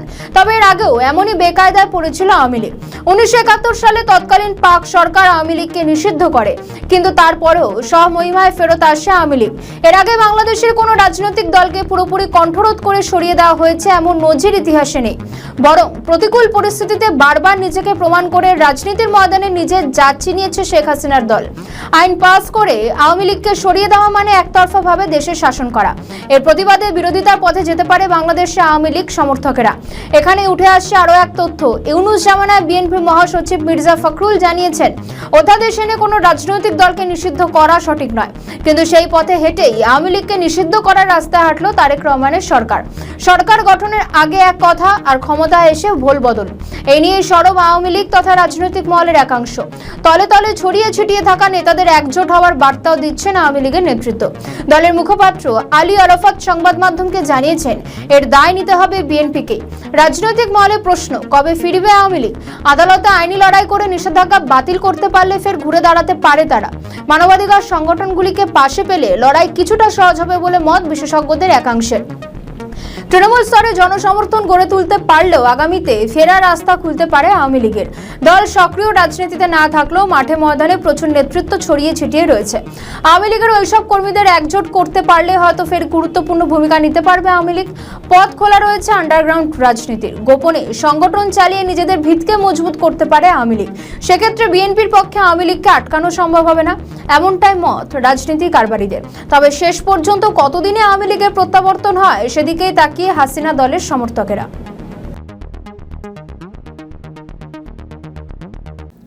বাংলাদেশে ক্রিকেটে নতুন করে বিতর্কের জন্ম দিয়েছে বিসিবি নির্বাচিত সভাপতি আমিনুল ইসলাম বুলবুলের নেতৃত্বাধীন পরিচালনা সংসদ ভেঙে নতুন অ্যাডহক কমিটি গঠন করেছে জাতীয় ক্রীড়া পরিষদ। সেই সঙ্গে সাবেক অধিনায়ক তামিম ইকবালকে প্রধান হিসেবে নিয়োগ দেওয়া হয়েছে। পাশাপাশি নতুন কমিটিতে কয়েকজনের জায়গাও দেওয়া হয়েছে। আর এই পরিস্থিতিতে বিসিবির অ্যাডহক কমিটি বাতিল করার চেয়ে আইসিসির চেয়ারম্যানের হস্তক্ষেপ চেয়েছে আমিনুল ইসলাম বুলবুল। প্রবল। বাংলাদেশ ক্রিকেটের শাসন ব্যবস্থার সরকারের হস্তক্ষেপ নিয়ে আইসিসির কাছে আনুষ্ঠানিকভাবে অভিযোগ জানিয়েছেন তিনি। এখন প্রশ্ন হলো, আইসিসি এই বিষয়ে কি ধরনের পদক্ষেপ নিতে পারে? ক্রিকেটের অন্যতম সংস্থার প্রধানের নিয়ম হলো সদস্য দেশগুলোর ক্রিকেট বোর্ডকে সম্পূর্ণ স্বাধীন করতে হবে। সংবিধানের ধারা অনুযায়ী সরকারের কোনো হস্তক্ষেপ গ্রহণযোগ্য নয়। আইসিসির নীতি এখন আর কোনো কাগজ কলমে সীমাবদ্ধ নেই, নিয়মটা কার্যকারী বর্তমানে। তামিম ইকবাল দায়িত্ব নিয়েই কাজ শুরু করে দিয়েছেন। তার প্রধান লক্ষ্য ভারতের সঙ্গে ক্রিকেটের সম্পর্ক ভালো করা। অ্যাডহক কমিটিতে তামিমের নেতৃত্বে কাজ করবেন রাশিদা ইমাম, মির্জা ইয়াসির আব্বাস, সাইদ ইব্রাহিম আহমেদ এবং ইসরাফিল খসরু, মিনহাজুল আবেদিন এবং আতাহার আলী খান, তানজিল চৌধুরী, সালমান ইম্পাহানি, অন্যদিকে রফিকুল ইসলাম এবং ফাহিম সিনা। কমিটির 4 জন বাংলাদেশের শাসন দলের নেতাদের স্ত্রী বা সন্তান। এছাড়াও তানজিল, ইম্পাহানি, রফিকুল এবং ফাহিম অতীতে বিসিবির পরিচালনা পর্ষদের সদস্য ছিলেন। বাংলাদেশের ক্রিকেট বোর্ডের তরফে জানানো হয়েছে তারা ভারত সফরে দ্রুত খুব আসতে চায় এবং পাশাপাশি চলতি বছরের শেষে ভারতকেও বাংলাদেশের দ্বিপাক্ষিক সিরিজ খেলতে আমন্ত্রণ জানানো হয়েছে। দেখুন, একটা বিষয় এটা কিন্তু স্পষ্ট যে বাংলাদেশ বোর্ড ভারতের সঙ্গে সম্পর্ক আরো ভালো করতে চায়। কোনো মতেই তারা সম্পর্ক খারাপ করতে চায় না। করোনার সময় আলাদাভাবে সোশ্যাল মিডিয়ায় সরাসরি আলোচনায় যোগ দেয় সাবেক 2 অধিনায়ক বিরাট কোহলি এবং রোহিত শর্মা। ক্রিকেটের সেই সময় আলোচনা থেকে স্পষ্ট হয় রোহিত শর্মার স্ত্রীর সঙ্গে তামিম ইকবালের ভাই বন্ধুত্বপূর্ণ সম্পর্ক রয়েছে। যদিও ওয়াকিবহুল মহলের চর্চা, ইতিমধ্যেই ভারতের সঙ্গে সম্পর্ক ঠিক করার চেষ্টাও শুরু করেছে বিসিবি। টি-20 বিশ্বকাপ খেলতে বোর্ডের অনেক পরিচালকই রাজি ছিলেন, তারপরও আমিনুলের আমলে বিশ্বকাপ খেলা হয়নি। বাংলাদেশের বর্তমান সরকার মনে করছে অহেতুক ভারত বিরোধিতা এবং বিশ্বকাপে খেলতে না যাওয়ার ক্ষতি হয়েছে বাংলাদেশ ক্রিকেটের। পুরনো সরকারের সিদ্ধান্ত নিয়েই এবার পদক্ষেপ করা শুরু করেছে তারেক সরকার। আমিনুলকে সরিয়ে দেওয়া তারই লক্ষণ বলে মনে করা হচ্ছে। গত বছরের মে মাসে মোহাম্মদ ইউনূসের আমলে বিসিবি নির্বাচনের দায়িত্ব পান আমিনুল, আর সেই নির্বাচনের স্বচ্ছতা নিয়ে বাংলাদেশের নতুন সরকারের স্বাধীন তদন্ত কমিটির প্রতিবেদন জমা দেয়। আর সেই প্রতিবেদনের ভিত্তিতে বুলবুলের বোর্ড ভেঙে দিয়েছে জাতীয় ক্রীড়া পরিষদ। আইসিসিকে পুরো বিষয়টি জানানো হয়েছে। পাশাপাশি বোর্ডের মাথায় নিজেদের কোন লোককে বসাতে চায় বাংলাদেশের তারেক রহমানের সরকার। তামিমের হাত ধরে এই যে ভারতের সঙ্গে বন্ধুত্ব বাড়াতে চায় বাংলাদেশ, সেই সম্পর্ক আগামী দিনে কত ভালো হয় সেদিকেই নজর থাকবে। বিএনপি বর্তমানে চেষ্টা করছে ভারতের সঙ্গে সম্পর্ক ভালো রাখতে। ইউনূসের মতো খারাপ করতে চায় না তারেক রহমানের সরকার। আমাদের ভিডিও ভালো লাগলে লাইক ও শেয়ার করুন। কমেন্ট সেকশনে আপনাদের মতামত জানান। আরও ভিডিও পেতে আমাদের চ্যানেলটিকে সাবস্ক্রাইব করুন এবং প্রতি মুহূর্তে খবরের আপডেট পেতে প্রেস করুন বেল আইকন। আন্তর্জাতিক মুদ্রা তহবিল অর্থাৎ IMF ঋণের পরবর্তী কিস্তি ছাড়ের বিষয়ে এখনো ঝুলে। এ বিষয়ে সিদ্ধান্ত হয়নি বলে জানিয়েছে ওয়াশিংটনে বাংলাদেশ দূতাবাসের প্রেস উইং। বিজ্ঞপ্তিতে জানানো হয়েছে IMF এমন কোনো সিদ্ধান্ত নেয়নি। IMF এর সঙ্গে 16 এপ্রিল বৃহস্পতিবার বাংলাদেশে বৈঠক হয়নি। বৈঠক হয়েছে গতকাল অর্থাৎ শুক্রবার। ওই বৈঠকে এমন কোনো আলোচনা বা সিদ্ধান্ত হয়নি বলে দাবি ওয়াশিংটনে বাংলাদেশ দূতাবাসের প্রেস উইংয়ে। বিজ্ঞপ্তিতে জানানো হয়েছে বিশ্ব ব্যাংক IMF এর বসন্তকালীন বৈঠকের ফাঁকে অর্থ পরিকল্পনা মন্ত্রী আমির খসরু মাহমুদ চৌধুরীর নেতৃত্বে বাংলাদেশ প্রতিনিধি দল IMF এর সঙ্গে 2 দফায় বৈঠক করেছে। সকালে IMF এর এশিয়া ও প্রশান্ত মহাসাগরীয় বিভাগের পরিচালক কৃষ্ণা শ্রীনিবাসন এবং বিকেলে IMF এর উপব্যবস্থাপনা পরিচালক নাইজেল ক্লার্কের সঙ্গে বৈঠক করেন অর্থমন্ত্রী। বৈঠকে অর্থ পরিকল্পনা মন্ত্রী বিএনপি সরকারের রাষ্ট্র পরিচালনা দৃষ্টিভঙ্গি ও নির্বাচনী প্রতিশ্রুতির বিষয়গুলো তুলে ধরেন। রাজস্ব আয় বৃদ্ধি ও ব্যাংক আর্থিক খাতে সংস্কার নিয়ে আলোচনা হয়েছে। অধিকাংশ বিষয়ে দুপক্ষ একমত হয়েছে, কিন্তু কিছু বিষয় নিয়ে আরো আলোচনা করতে হবে। এ বিষয়ে উভয় পক্ষই একমত হয়েছে। বিশেষ করে জনগণের স্বার্থ সংশ্লিষ্ট বিষয়ে সরকারের দৃঢ় অবস্থানের বিষয়টি তুলে ধরেছেন অর্থমন্ত্রী। কিছু ক্ষেত্রে দুপক্ষই একমত হয়নি। বিজ্ঞপ্তিতে আরও জানানো হয়েছে যে এই বিষয়ে দুপক্ষই একমত হয়েছে, তা হলো আলোচনা চলমান থাকবে এবং আলোচনার মধ্যে দিয়ে সব বিষয়ে একমত হওয়া সম্ভব। IMF পরিষ্কারভাবে বলেছে তারা বাংলাদেশের উন্নয়ন অংশীদার, গণতান্ত্রিকভাবে নির্বাচিত বর্তমান সরকারের মেয়াদে উন্নয়নের অংশীজন হয়েই IMF বাংলাদেশের পাশে থাকতে চায়। চলমান জ্বালানি সংকট মোকাবিলা সহ বাজেট সহায়তার জন্য বর্ধিত ঋণ পাওয়ার চেষ্টা করছে বাংলাদেশ। এ বিষয়ে আন্তর্জাতিক মুদ্রা তহবিল সহ IMF প্রায় সব উন্নয়ন সহযোগী সংস্কারের সঙ্গে আলোচনা হয়েছে। যুক্তরাষ্ট্রের রাজধানী ওয়াশিংটনে চলমান IMF ও বিশ্বব্যাংকের বৈঠকে অংশ নিয়ে গতকাল শুক্রবার বাংলাদেশের অর্থ পরিকল্পনা মন্ত্রী আমির খসরু মাহমুদ চৌধুরী সাংবাদিকদের প্রশ্নের জবাবে একথা জানান। মধ্যপ্রাচ্যে যুদ্ধের কারণে সৃষ্টি হওয়া জ্বালানি সংকটের এই সময় সহযোগিতার চেয়ে সবার সঙ্গে সঙ্গে আলোচনা করা হয়েছে বলে জানান অর্থমন্ত্রী। তিনি বলেন, সবাই পর্যবেক্ষণ করছে বাংলাদেশ কিভাবে এই সংকট মোকাবিলা করছে। বাংলাদেশকে সহায়তা করার ব্যাপারে IMF, বিশ্বব্যাংক, ADB সবার দৃষ্টিভঙ্গি ইতিবাচক। আমরা একটি প্যাকেজ আশা করছি এবং প্যাকেজের আকার কি হবে সেদিকেও তাকিয়ে রয়েছে। তিনি আরও জানান, আলোচনা চলছে এবং আগামী দিনে আলোচনা হবে। IMF এর দল ঢাকায় আসবে। আমরা আশা করছি একটা বর্ধিত প্যাকেজ পাবো। যুক্তরাষ্ট্রের সঙ্গে বাংলাদেশের বাণিজ্যিক সম্পর্ক নিয়েও অর্থমন্ত্রী সাংবাদিকদের সঙ্গে কথা বলেন। তিনি বলেন, দুই দেশের সম্পর্ক এখন ভিন্ন মাত্রায়। যুক্তরাষ্ট্র থেকে জ্বালানি, খাদ্যপণ্য ইত্যাদি আমদানি বাড়িয়েছে বাংলাদেশ। অন্যদিকে তথ্য প্রযুক্তি খাতে বিনিয়োগ করতে চায় যুক্তরাষ্ট্র। এ খাতে দেশটি থেকে কারিগরি সহযোগিতা নেওয়ার ব্যাপক সুযোগও আছে। বিশ্বব্যাংক IMF এর বসন্তকালীন 6 দিন ব্যাপী বৈঠকে অর্থমন্ত্রীর নেতৃত্বে 14 সদস্যের প্রতিনিধি দল যোগ দেন। তাদের মধ্যে ছিলেন বাংলাদেশ ব্যাংকের গভর্নর মোহাম্মদ মোস্তাকুর রহমান, অর্থ সচিব মোহাম্মদ খায়রুজ্জামান মজুমদার, জাতীয় রাজস্ব বোর্ডের চেয়ারম্যান আব্দুর রহমান খান। বৈঠক সূত্রে জানা গিয়েছে, বর্ধিত ঋণ সহায়তার বিষয়ে উন্নয়ন সহযোগী সংস্থাগুলো ইতিবাচক। IMF এর পাশাপাশি অন্য সংস্থাগুলো হচ্ছে বিশ্ব ব্যাংক, এশীয় উন্নয়ন ব্যাংক, জাপান আন্তর্জাতিক উন্নয়ন সংস্থা, ইন্টারন্যাশনাল ফাইন্যান্স কর্পোরেশন ইত্যাদি। বর্ধিত ঋণ সহায়তা বা প্যাকেজের আকার হতে পারে 300 কোটি মার্কিন ডলারের বেশি। অর্থমন্ত্রী সাংবাদিকদের জানান, আওয়ামী লীগ সরকারের সময় এক শ্রেণীর লোক 200 বিলিয়ন মার্কিন ডলারের বেশি দেশ থেকে নিয়ে গেছে। ব্যাংকগুলো সমস্যায় পড়েছে। এগুলোতে কিভাবে তহবিল যোগান দেওয়া যায় তা নিয়েও উন্নয়ন সহযোগীদের সঙ্গে আলোচনা হয়েছে। বাংলাদেশ ভারতের সম্পর্ক এখন কোন পর্যায়ে? অন্তর্বর্তীকালীন সরকারের আমলে নয়াদিল্লি ঢাকার সম্পর্ক যে তিক্ততার জায়গায় পৌঁছেছিল, সেই তিক্ততা কি কাটিয়ে উঠতে পেরেছেন তারেক রহমান? বৈঠক, পদ্মাপাড়ের পররাষ্ট্রমন্ত্রীর ভারত সফর, ভারতের সহযোগিতার হাত বাড়িয়ে দেওয়া, সব মিলিয়ে আপাত দৃষ্টিতে মনে হচ্ছে সম্পর্ক উন্নতির শিখরে পৌঁছেছে। কিন্তু শেখ হাসিনা ইস্যুতে বাংলাদেশের ভাষ্য কি? আর কি বা বলছে ভারত? এই ইস্যুতে ভারতীয় গোয়েন্দারা কি সতর্ক? অন্যদিকে শেখ হাসিনার ফিরে আসার খবর চাউর হতেই বাংলাদেশের বেশ কিছু গোষ্ঠী আতঙ্কিত। এখন সেখানকার পরিস্থিতি ঠিক কি? রাজনৈতিক বিশেষজ্ঞরা বলছেন, পদ্মাপাড়ের সঙ্গে ভারতের সম্পর্কের অবনতি ঘটেছে শেখ হাসিনা ইস্যুতে। হাসিনাকে ভারত আশ্রয় দিতেই বাংলাদেশের ছাত্র নেতারা ক্রমাগত ভারতকে আক্রমণ করে গিয়েছে। তবে মোহাম্মদ ইউনূসের নেতৃত্বে সেটি চরম পর্যায়ে পৌঁছেছিল, কিন্তু পরিস্থিতি বদলাতে শুরু করে বিএনপি ক্ষমতায় আসতেই। এবার তারেক রহমানও দায়িত্ব নিয়ে দুই দেশের সম্পর্কের উন্নতি ঘটাচ্ছে। মোহাম্মদ ইউনূসের নেতৃত্বে যে সম্পর্ক চরম পর্যায়ে পৌঁছেছিল, তবে পরিস্থিতি বদলাতে শুরু করেছে বিএনপি ক্ষমতায় আসতেই। তবে বারবার ভারত চেয়েছে বাংলাদেশের রাজনীতি ইনক্লুসিভ হোক, অর্থাৎ আওয়ামী লীগকে ফেরাতে ভারত মরিয়া। তবে এটাও ঠিক, সেক্ষেত্রে ভারত যে বাংলাদেশের সঙ্গে সম্পর্ক খারাপ রাখবে সেটা নয়। ভারত আপাতত বিএনপিকে ভরসা করছে এবং তাদের উপর ভরসা করেই দুই দেশের সম্পর্ক উন্নতির শিখরে পৌঁছে যাচ্ছে। ভারতের পররাষ্ট্র মন্ত্রণালয়ের মুখপাত্র রণদীপ জয়সওয়াল শেখ হাসিনা প্রসঙ্গে বলেছিলেন, আমরা খতিয়ে দেখে বিচার করে দেখছি, আইনি এবং বিচার বিভাগীয় ব্যবস্থা পর্যালোচনা করে দেখা হচ্ছে।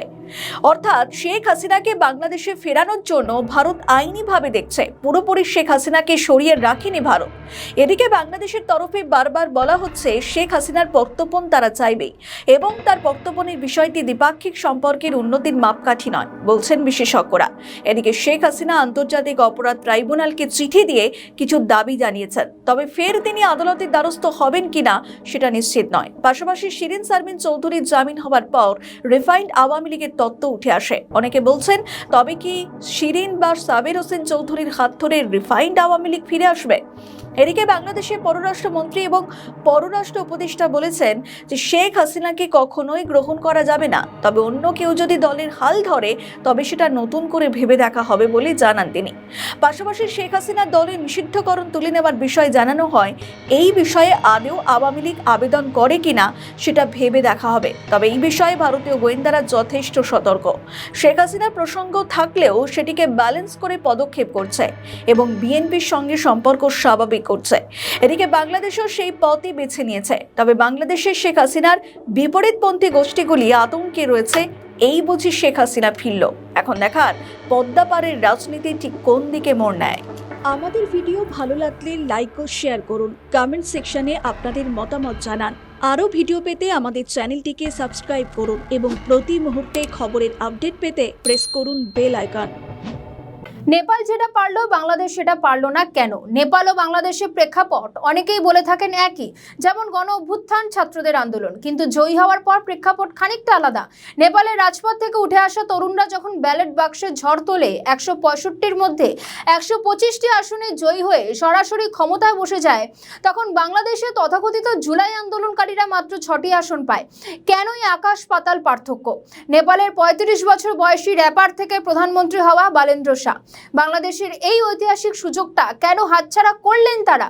রাজনৈতিক বিশেষজ্ঞরা বলছেন, নেপালে জেনজি অনেক আগেই বুঝে গবেষণা করে আন্দোলন করে একটা জায়গায় পৌঁছেছে, কিন্তু বাংলাদেশের তরুণরা এখনো সম্ভবত সিলেবাসটা শেষ করে উঠতে পারেননি, তাই বাংলাদেশ হারছে। কিন্তু অনেকে বলছেন ভারতের মাস্টার প্ল্যান তৈরি, যে কারণে একটি তিক্ততার সম্পর্ক মাত্র কয়েকটি গুটিতে সুসম্পর্কে নিয়ে এসেছে বাংলাদেশ ও ভারতের মধ্যে।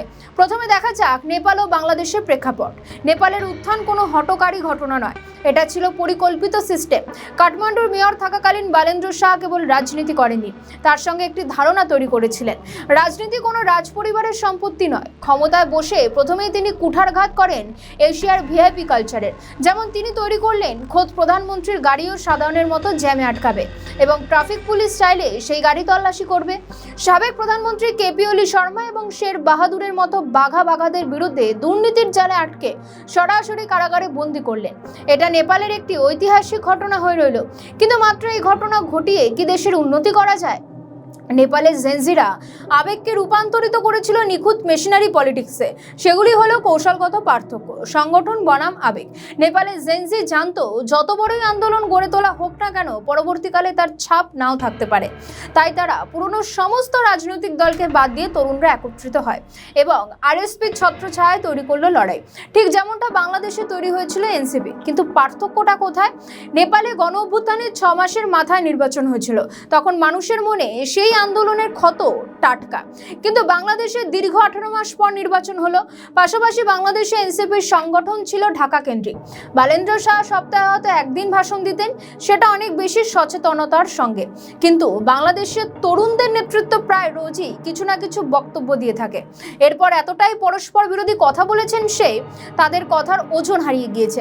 এর ফলে নেপাল জিতেছে নিখুঁত ডেট ড্রাইভে পলিটিক্সে এবং বাংলাদেশ হেরেছে অগোছালো ইমোশন ড্রিভেন তত্ত্বে। নেপালের আরএসপি বারবার হোঁচট খেলেও তারা এককভাবে লড়েছে, কিন্তু বাংলাদেশের এমএসপি সেই পুরনো বস্তাবচার রাজনৈতিক দলের সঙ্গে হাত মিলিয়ে কয়েকটা আসন পাওয়ার আশা করেছিলেন। তাই যা হওয়ার তাই হলো। নেপালে তরুণরা লড়েছে পুরনো সিস্টেমকে ধ্বংস করার জন্য, আর বাংলাদেশের তরুণরা লড়তে চেয়েছিল সে পুরনো সিস্টেমের অংশ হয়ে। বাংলাদেশের তরুণদের কাছে ভুরি ভুরি অভিযোগ ছিল, কিন্তু নেপালের তরুণদের কাছে ছিল সমাধানের রাস্তা। বাংলাদেশের তরুণদের মতো শুধুমাত্র সংস্কার পেয়ে চিৎকার করেনি, আইনি পথে লড়ে প্রক্রিয়ার মধ্যে দিয়ে সংস্কার নিয়ে এসেছে নেপালের তরুণরা। তবে ভারত এক্ষেত্রে বাজিমাত করছে। ভারত বিদ্বেষ তৈরি করে, পাকিস্তানের সঙ্গে সখ্যতা তৈরি করে মার্কিন আধিপত্যবাদের বিরুদ্ধে ভারত মাস্টার স্ট্রোক দিয়েছে। যেমন তারেক রহমান ক্ষমতার হাল ধরতেই ধীরে ধীরে ভারতের প্রতিবেশী দেশকে আয়ত্তে নিয়ে আসা, সম্পর্কে উন্নতি করা, যে প্রক্রিয়া এখনো ভারত জারি রেখেছে। এদিকে সংস্কার আর শেখ হাসিনাকে নিষিদ্ধের দাবিতে এখনো একই জায়গাতে আটকে বাংলাদেশ। আমাদের ভিডিও ভালো লাগলে লাইক ও শেয়ার করুন, কমেন্ট সেকশনে আপনাদের মতামত জানান। আরও ভিডিও পেতে আমাদের চ্যানেলটিকে সাবস্ক্রাইব করুন এবং প্রতি মুহূর্তে খবরের আপডেট পেতে প্রেস করুন বেল আইকন। তারেক জামানায় ক্রমশ বাংলাদেশ ডুবছে অন্ধকারে। বিদ্যুতের ঘাটতির জন্য বাংলাদেশে বিভিন্ন প্রান্তে কলকারখানা বন্ধ, লোডশেডিং এ অতিষ্ঠ হয়ে উঠেছে বাংলাদেশের জনজীবন। এমনকি অনেক জায়গাতেই 8 থেকে 10 ঘন্টা বন্ধ থাকছে বিদ্যুৎ সরবরাহ। লোডশেডিং হচ্ছে একাধিক জায়গায়, এমনকি স্বাস্থ্যসেবায় সরাসরি প্রভাব পড়ছে।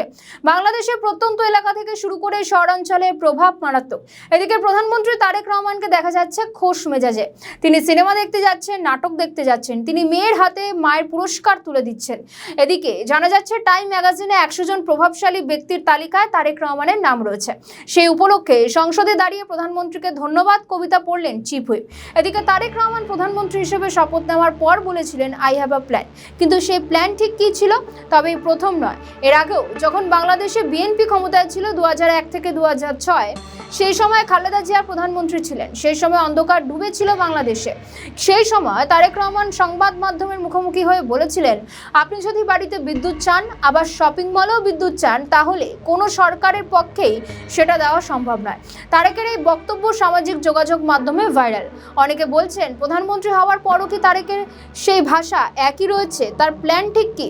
প্রধানমন্ত্রী হিসেবে শপথ নেওয়ার পর তারেক বলেছিলেন দেশের আইন শৃঙ্খলা নিয়ন্ত্রণে আনবেন, কিন্তু কোথায় কি? যদিও দেশের যে বিদ্যুৎ হাল, তার থেকে আইন শৃঙ্খলা পরিস্থিতি খানিকটা উন্নতি হয়েছে, কিন্তু নতুন বাংলাদেশের স্বপ্ন কি আদৌ পূরণ হচ্ছে?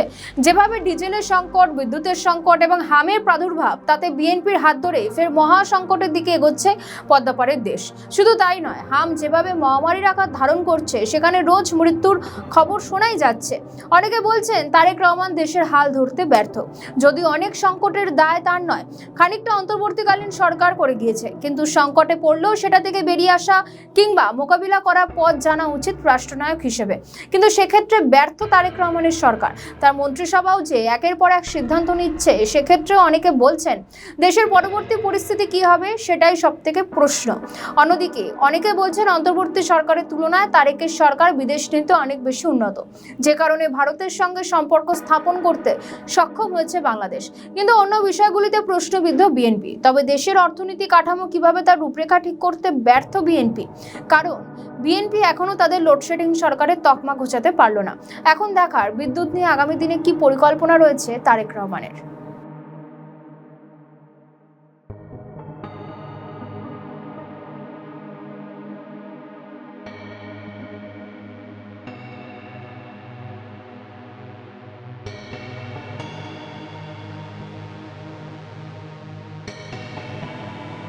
আমাদের ভিডিও ভালো লাগলে লাইক ও শেয়ার করুন, কমেন্ট সেকশনে আপনাদের মতামত জানান।